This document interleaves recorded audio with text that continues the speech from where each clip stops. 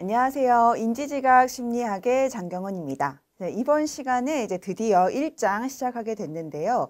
1장에는 여러분들이 뭔가 이론을 배운다기보다는 이 인지지각 심리학의 각각의 용어들이 어떻게 되어 있는지를 좀 살펴본다라고 생각하시면 좋겠습니다. 자, 그러면 1장 인지지각의 특성 살펴볼게요. 먼저 1절 감각, 지각, 인지의 관련성과 차이점. 우리가 인지지각 심리학, 즉 인지심리학에서 가장 많이 나오는 표현들이 바로 감각과 지각과 인지, 이 세 가지의 관련성이고 차이점이고 이 용어인데요. 이 용어들을 좀 하나하나씩 살펴보도록 하겠습니다. 자, 먼저 이제 판서를 보도록 할게요. 감각과 지각. 우리가 이제 감각이라고 한다면 우리가 눈으로 보고, 청각으로 듣고, 냄새를 맡고, 후각으로 냄새를 맡고 맛을 보고 이러한 것들을 모두 다 감각이다라고 이야기를 합니다. 그러니까 감각 수용기와 신경 시스템이 환경으로부터 자극 에너지를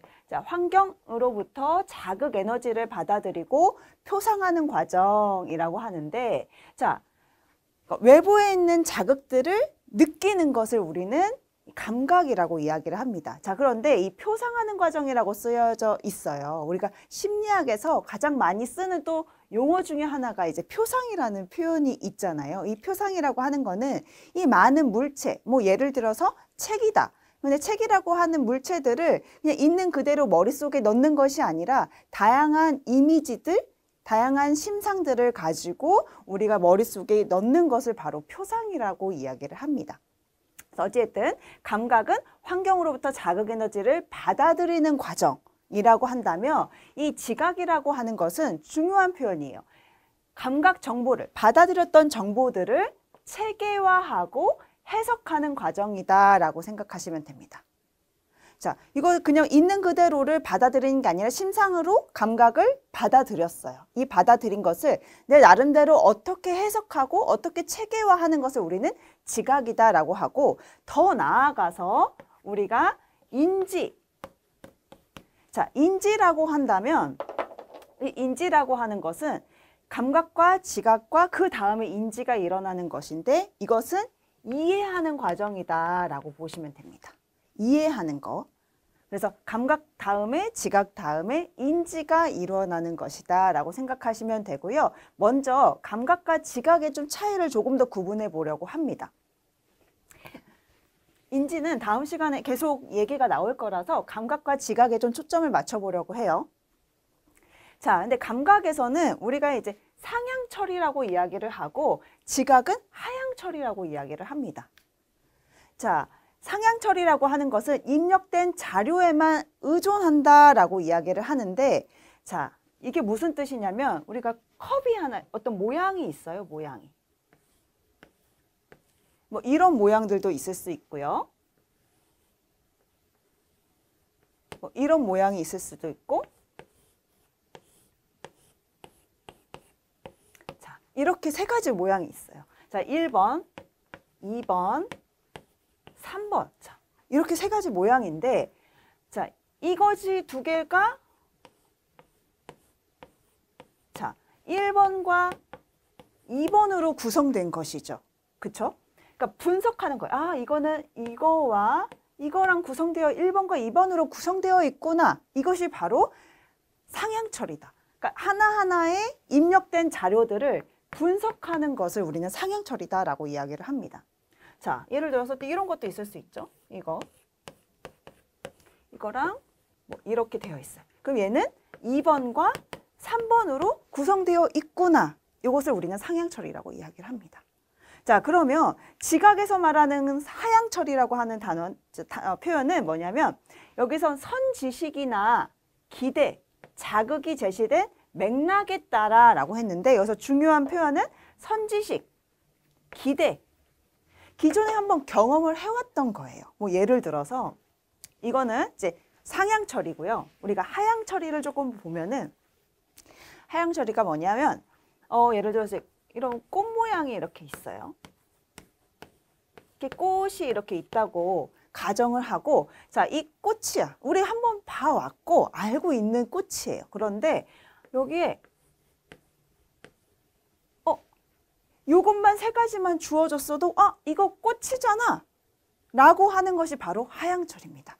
그러니까 기존에 꽃이라고 하는 알고 있었던 선 지식이 있었기 때문에 얘가 알아차려지는 거죠. 이것을 우리는 하향처리다라고 이야기를 합니다. 그래서 감각은 상향처리, 지각은 하향처리라고 이야기를 하고요. 이 상향처리와 하향처리는 조금 더 자세하게 다음 시간에 살펴보도록 하겠습니다. 자, 여기서 중요한 건 다시 감각과 지각은 차이를, 감각은 수용하는 것, 그걸 수용하는 거, 지각은 해석하는 거, 그쵸? 그리고 인지 같은 경우에는 그거를 이해하는 것을 우리가 인지라고 생각하시면 되겠습니다. 자, 그럼 이 내용을 가지고 교재를 한번 볼게요. 자, 교재 감각 보겠습니다. 감각은 빛, 소리, 냄새 등과 같은 환경으로부터의 물리적인 자극 혹은 에너지가 눈, 귀, 코, 입과 같은 신체의 감각기관을 거쳐 신경정보로 전환되는 과정 또는 그 경험을 말한다라고 이야기를 하죠. 자, 그 아래 감각은 지각에 앞서서 진행되는 것이다 라고 이야기를 했습니다. 자, 지각 보겠습니다. 지각은 대상이나 현상을 감각기관을 통해 알아가는 과정, 그 아래 조직화하고 해석하고 그리고 현상의 의미를 파악하는 과정이다 라고 보시면 되겠습니다. 자, 이 두 개의 자극들 이제 구분해 놓으시면 되고요. 우리가 감각은 상향처리고 지각은 하향처리다 라고 하는 것도 기억해 두시기 바랍니다.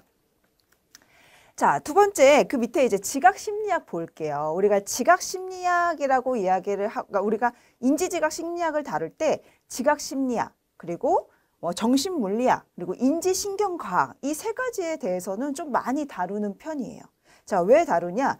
지각심리학이라고 하는 것은 감각과 지각이 어떻게 이루어지는지 우리가 받아들여지게 되는지에 대해서 연구하는 학문을 우리는 지각심리학이다라고 이야기를 하고요. 정신물리학 같은 경우에는 외부에서 들어오는 물리적으로 들어오는 감각들 있잖아요. 이 감각들과 외부에서 들어오는 그런 에너지들이 어떻게 감각하고 어떻게 지각하는지를 알아보는 것을 정신물리학이라고 이야기를 합니다. 자, 더 나아가서 우리가 인지심리학과 가장 많이 다루는 것은 또 인지신경과학이에요. 자, 인지심리학 같은 경우에는 마음을 다루는 학문이잖아요. 자, 이 마음이 어떻게 자극을 주었기 때문에 어떻게 자극을 했기 때문에 어떤 행동들이 일어나게 되는지 결국에 마음은 뇌에 있는 거거든요. 이 뇌는 인지신경, 그러니까 뇌과학과 관련된 것입니다. 자, 뇌에서 어떤 반응이 일어나서 우리가 손가락을 움직이고 팔을 움직이고 눈동자가 돌아가고 머리가 돌아가고 생각을 하게 되는지 등을 이 뇌에서 이루어지게 되는 거죠. 그래서 인지지각심리학은 지각심리학, 정신물리학, 그리고 인지신경과학 등등 다양한 분야에서 함께 어우러진다라고 생각하시면 되겠습니다. 그래서 지각심리학 먼저 보겠습니다. 자, 두 번째 볼게요. 감각은 무의식적 자동적 과정인 반면 지각은 의식적 인지적인 과정을 더한 것이다 라고 했죠. 이 두 가지를 다루는 학문을 우리는 지각심리학이다라고 이야기를 하시면 되겠습니다. 자, 감각은 무의식적이고 그리고 지각은 의식적이고 인지적인 과정이다. 이것도 구분해 두셔야 되겠습니다. 자, 그 다음 넘겨보면요. 정신물리학 같은 경우에는 이제 1번의 정의가 중요합니다. 물리적 자극이 어떻게 심리적 감각 및 지각으로 연결되는지 과학적으로 측정하여 그 관계를 밝히는 학문. 그러니까 물리적인 자극이 어떻게 감각하고 어떻게 지각까지 이루어지게 되는지를 살펴본다라고 이야기를 했죠. 이 두 개는 뭐 여러분들 그냥 알아두시기만 하면 될 것 같고요. 뭐 알고 꼭 외우셔야 한다라고 하는 게 있다면 지각심리학의 2번 감각은 무의식적이고 그리고 지각은 의식적인 그러니까 의식적인 과정이다 라고 하는 거를 기억해 두셔야 되겠죠. 자, 그리고 두 번째 이제 감각의 과정 보겠습니다. 이제 우리가 감각의 과정은 너무 중요한 용어 세 가지가 있어요. 자, 절대역과 그리고 역하 자극과 마지막으로 이 차이역, 이 세 가지를 구분하실 수 있어야 돼요. 너무나 기본적인 표현, 기본적인 그런 용어입니다. 자, 절대역 보겠습니다. 절대역 보게 되면은 개인이 감지할 수 있는 미세한 자극. 그러니까 우리가 어떠한 반응을 하나 하려면, 그러니까 이제 내가 손을 하나 쓰려면 어떤 반응들이 있어야 되잖아요. 이게 딱 반응을 주어졌을 때 손을 나가잖아요. 이 반응이 내가 느낄 만큼의 반응이어야 된다는 거죠. 자, 소리가 났어요. 소리가 났는데, 시끄러워서, 시끄러. 라고 하는 이 반응들. 이거는 제가 느껴야만 되는 거잖아요. 인지해야 되는 거잖아요. 최소한의 자극의 강도. 내가 반응할 수 있을 만큼의 최소한의 자극의 강도를 우리는 절대역이다라고 이야기를 합니다. 자, 이해되셨나요? 자, 개인이 감지할 수 있는 미세한 자극. 최소한의 자극의 강도를 우리는 절대역이다라고 이야기를 하고요. 일반적으로 50% 정도를, 그러니까 100 중에 50명 정도는 그 반응이 느끼는 것을 우리는 절대역이라고 이야기를 합니다. 자, 그러면 역하 자극이라고 하는 건 뭐냐면 우리가 인지하지 못할 수도 있잖아요. 그러니까 모든 것들을 다 인지하는 게 아니라 너무나 소리가 작아서 너무나 반응이 미세해서 우리가 인지하지 못하고 넘어가는 것들 있죠. 이것을 우리는 역하 자극이라고 합니다. 역하 자극은 의식적으로 인식할 수 없을 정도로 낮은 수준의 자극. 자, 근데 암시적인 힘이다라고 했어요. 자, 왜 암시적인 힘이라고 했을까를 좀 살펴보면 이런 예시가 있었어요. 예전에 제가 스펀지라고 하는 TV 프로그램이 있었는데 그 TV 프로그램에서 이런 실험을 했어요. 가슴이 커지는 벨소리.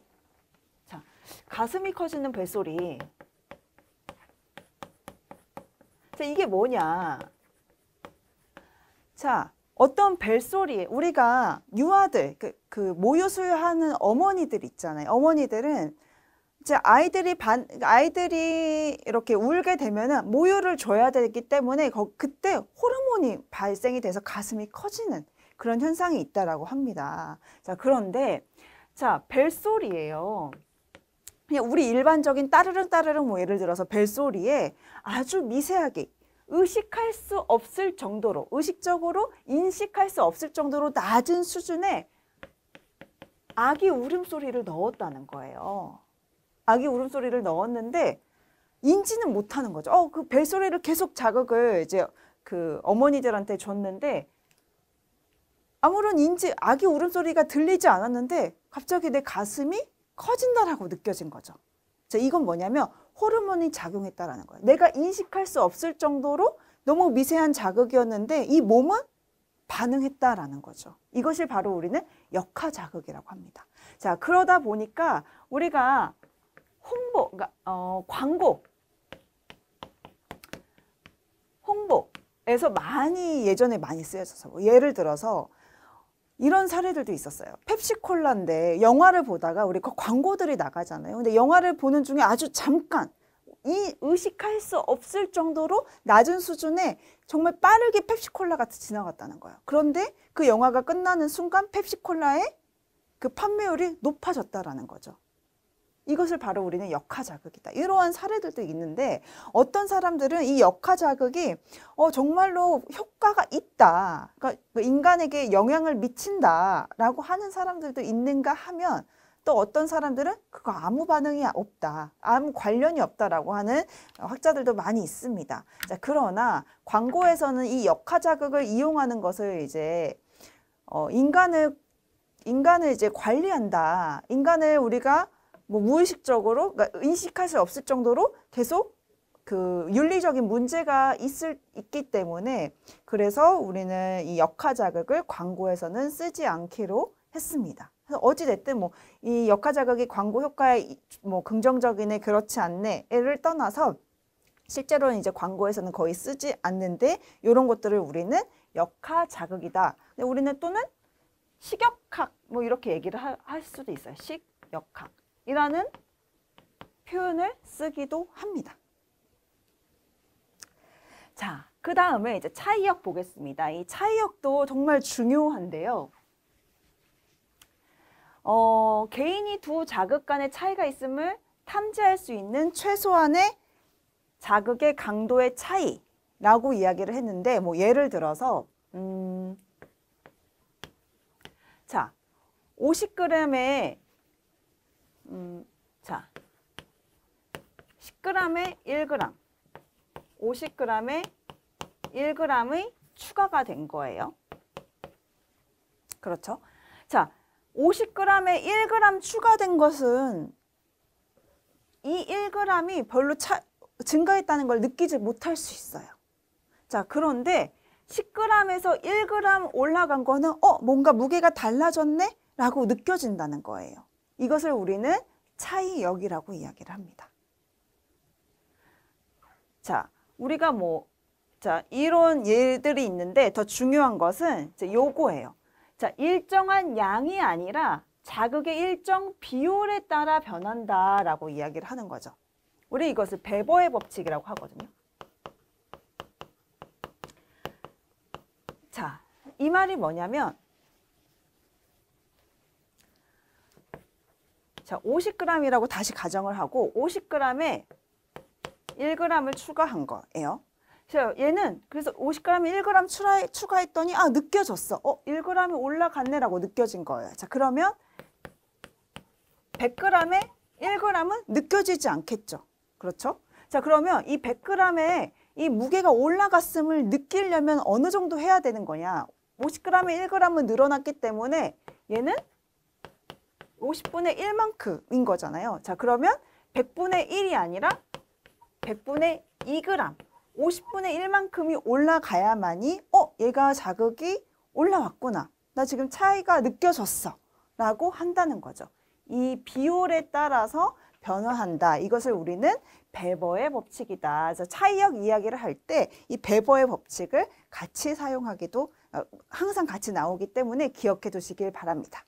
자, 절대역, 역하 자극, 차이역 구분 명료하게 해주시길 바랍니다. 자, 그럼 이 내용을 가지고 교재 다시 한번 보겠습니다. 자, 절대역 또는 절대식역이라고 하는데 개인이 감지할 수 있는 미세한 자극, 우리는 절대역이라고 했죠. 자, 가장 끝에 최소한의 자극의 강도를 말한다. 자, 2번 심리학자들은 보통 50g 정도를 탐지할 수 있는 자극의 강도를 절대역으로 규정한다. 너무 중요한 표현입니다. 자, 그 아래 보면은 신호탐지라고 이야기를 했는데 이 절대역이라고 하는 것도 각자 사람마다 다르다라는 거죠. 자, 왜냐? 사람들의 수용기의 민감도가 각자 다르기 때문이고 그 상황에 따라서 달라질 수 있다. 너무나 시끄러운 자극들이 많은 곳에서 이 미세한 것을 반응하지 못하죠. 조용하면 반응할 수 있지만 사람들이 많고 시끄러운 곳에서는 똑같은 자극이라도 못 들을 수도 있고 반응을 못할 수도 있는 거잖아요. 자, 이와 관련된 내용이 신호탐지입니다. 자, 보면은 1번 절대역은 자극의 강도는 물론 개인의 경험, 동기, 기대, 피로 등 심리적 상태에 따라서도 변화된다라고 이야기를 했죠. 자, 3번 보겠습니다. 신호탐지 연구자들은 한 개의 절대역은 없다라고 주장을 한다고 했죠. 자, 4번 보겠습니다. 신호탐지 연구에 따르면 신호탐지 과제의 수행기간이 길어질수록 경계 능력이 저하된다. 이 말도 맞죠. 너무 중요한 표현들입니다. 자, 밑줄 그어주시고요. 자, 그 옆에 역하 자극 보겠습니다. 자, 역하 자극. 자, 절대역이 자극을 50% 탐지할 수 있는 자극의 강도라고 할 때 역하 자극은 50% 이하에서 탐지되는 자극. 자, 즉 의식적으로 인식할 수 없을 정도로 낮은 수준의 자극을 우리는 역하 자극이라고 한다라고 이야기를 했죠. 자, 3번의 예시를 보면은 아까 펩시콜라라든지 아니면 가슴이 커지는 벨소리라든지 이런 실험들하고 동일한 실험들을 했으니까요. 한번 살펴보시길 바라고요. 자, 그 밑에 그래프 보겠습니다. 자, 절대역 그래프와 역하 자극이 표현되는 그래프 있죠. 이 그래프도 기억해 두시길 바랍니다.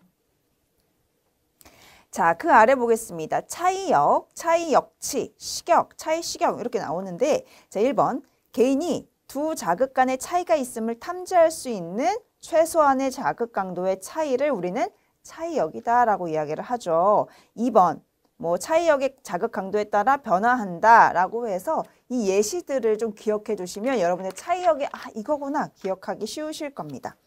자, 여기에서는 또 그 다음 장 보면은 베버의 법칙 나와 있죠. 자, 베버의 법칙은 뭐다? 일정 비율에 따라 자극의 양이 아니라 1g이 아니라 1g 늘어났다고 해서 자극이 느껴지는 게 아니라 비율에 따라서 달라지더라. 이것을 우리는 베버의 법칙이다라고 이야기를 한다고 했죠. 보겠습니다. 자, 그리고 우리가 절대역과 역하 자극 차이역에서 또 알아두셔야 할 표현들이 있다라고 하면은 이런 거 있었을 것 같아요. 역치.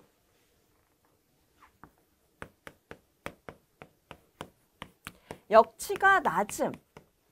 아니면 역치가 높다.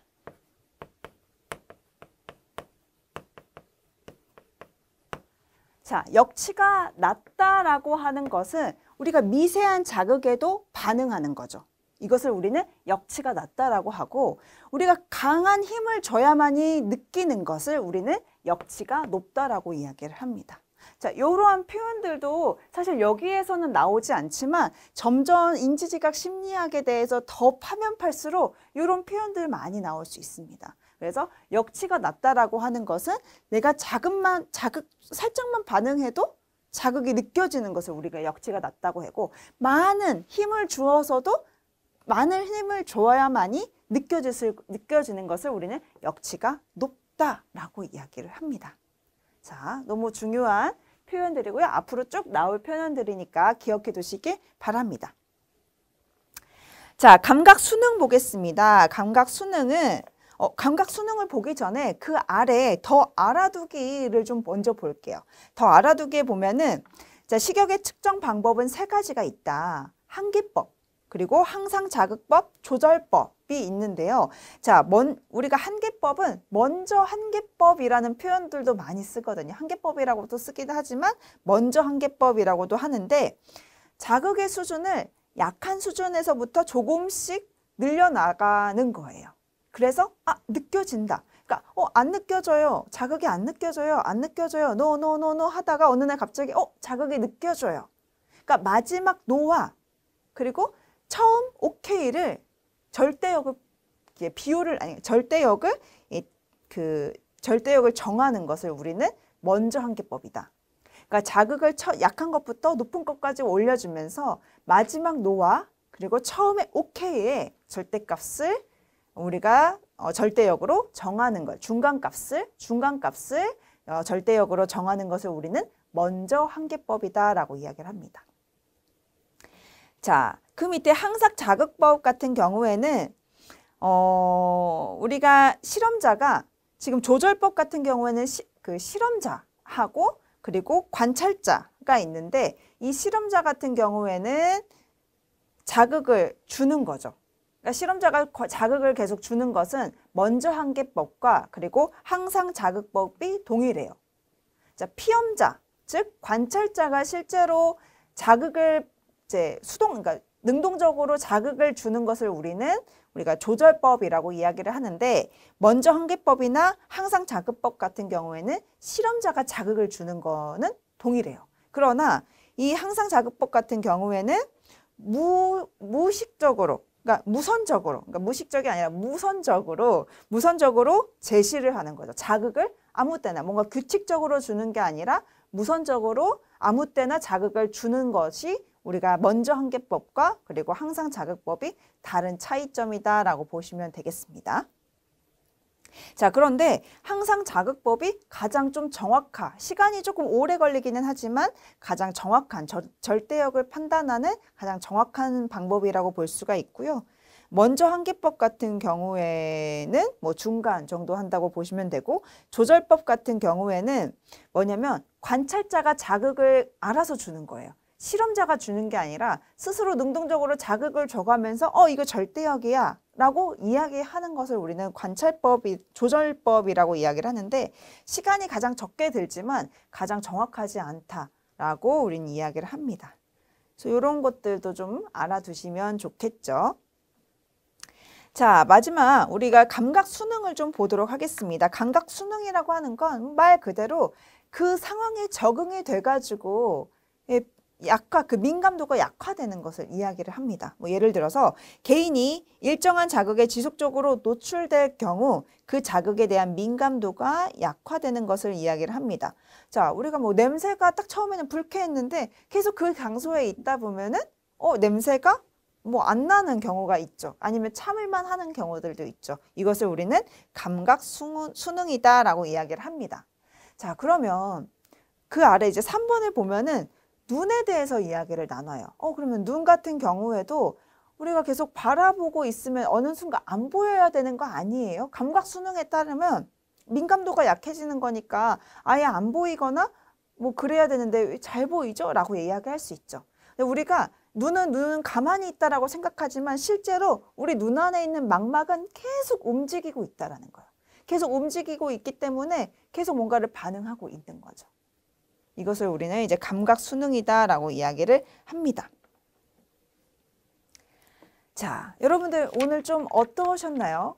가장 기본적인 표현들을 좀 배운 것 같아요. 인지심리학의, 인지지각 심리학의 뭔가 연구에 대해서 알아봤다라기보다는 앞으로 나올 단어 표현들에 대해서 조금 알아봤는데 어렵진 않으셨나 모르겠어요. 조금 구분이 조금 헷갈리실 수도 있어요. 감각과 지각을 우리가 같은 표현으로 쓰기도 했었거든요. 감각, 지각, 인지 또는 인식 뭐 이런 것들을 같은 표현으로 쓰기도 했는데 이게 구분을 조금 해줘야 여러분들이 앞으로 좀 이해하는 데 도움이 될 거다라고 생각이 듭니다. 자, 다음 시간에는요. 그 옆에 이제 지각의 과정을 좀 살펴볼 텐데요. 훨씬 더 어렵긴 하지만 재미있는 내용들로 이야기 나눠보도록 하겠습니다. 오늘 정말 고생 많으셨고요. 다음 시간에 다시 만나도록 하겠습니다. 감사합니다.